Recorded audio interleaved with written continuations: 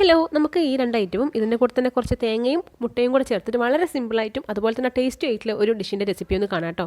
നമ്മൾ ആദ്യം തന്നെ വറ്റൽമുളക് ഇതുപോലെ തന്നെ കട്ട് ചെയ്ത് ഇട്ട് കൊടുത്തിട്ടുണ്ട്.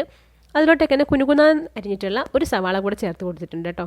അപ്പോൾ നെക്സ്റ്റ് നമുക്ക് അതിലോട്ടേക്ക് ചേർക്കാനുള്ളത് തേങ്ങയാണ്. ഒരുപാടധികം തേങ്ങയൊന്നും ചേർക്കണ്ട, നമുക്ക് നമ്മുടെ ആവശ്യാനുസരണം ചേർത്താൽ മതിയാവും. ഞാനിവിടെ ചേർത്തിട്ടുള്ളത് ഈ ഒരളവ് നിങ്ങൾക്ക് കാണിച്ചു തരാം. ഒരു മുറിയുടെ ഒരു 1/4 ഭാഗം തേങ്ങയോളം ഞാൻ ചേർത്തിട്ടുണ്ട് കേട്ടോ. കണ്ടോ, ഈ ഒരു അത്രയാണ് ചേർത്തിട്ടുള്ളത്. പിന്നെ അതിലോട്ടേക്ക് തന്നെ ഞാൻ കുറച്ച് മഞ്ഞൾ കൂടെ ഇട്ട് കൊടുക്കുന്നുണ്ട് കേട്ടോ. ദെൻ വളരെ സിമ്പിളാണ്, നമുക്ക് കുക്കിങ്ങിലോട്ടേക്ക് പോകാം. ഒരു ചീനച്ചട്ടിയിലോട്ടേക്ക് കുറച്ച് വെളിച്ചെണ്ണ തൂകി കൊടുത്തിട്ട് അതിലോട്ടേക്ക് തന്നെ ഈ ഒരു മിക്സ് ചേർത്ത് കൊടുത്ത് നന്നായിട്ടൊന്ന് വഴറ്റി മിക്സ് ആക്കണം കേട്ടോ. അപ്പോൾ വീഡിയോ കണ്ടുകൊടുക്കുന്ന എല്ലാ കൂട്ടുകാരും എൻ്റെ ചാനൽ ഇപ്പം തന്നെ സബ്സ്ക്രൈബ് ചെയ്തിട്ട് മാക്സിമം ഒന്ന് സപ്പോർട്ട് ചെയ്യാം കേട്ടോ. നിങ്ങൾക്ക് യൂസ്ഫുൾ ആയിട്ടുള്ള ഒരുപാട് കുക്കിംഗ് വീഡിയോസ് കാര്യങ്ങളും സിമ്പിൾ റെസിപ്പീസും ഒക്കെ എൻ്റെ ചാനലിലുണ്ട്.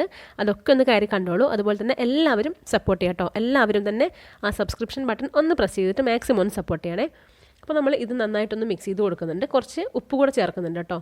പിന്നെ ഞാനിവിടെ ചേർക്കുന്നത് 3 മുട്ടയാണ് കേട്ടോ. നമുക്ക് 3 മുട്ട ഇതിലോട്ടേക്ക് തന്നെ കട്ട് ചെയ്തിട്ട് ഇതുപോലെ തന്നെ പൊട്ടിച്ചൊഴിച്ച് കൊടുക്കാം കേട്ടോ. അപ്പോൾ 3 മുട്ട നമ്മൾ ചേർത്ത് കൊടുത്തിട്ടുണ്ട്. സിമ്മ് ടു മീഡിയം ആ ഒരു ഫ്ലെയിം മതിയാവും കേട്ടോ.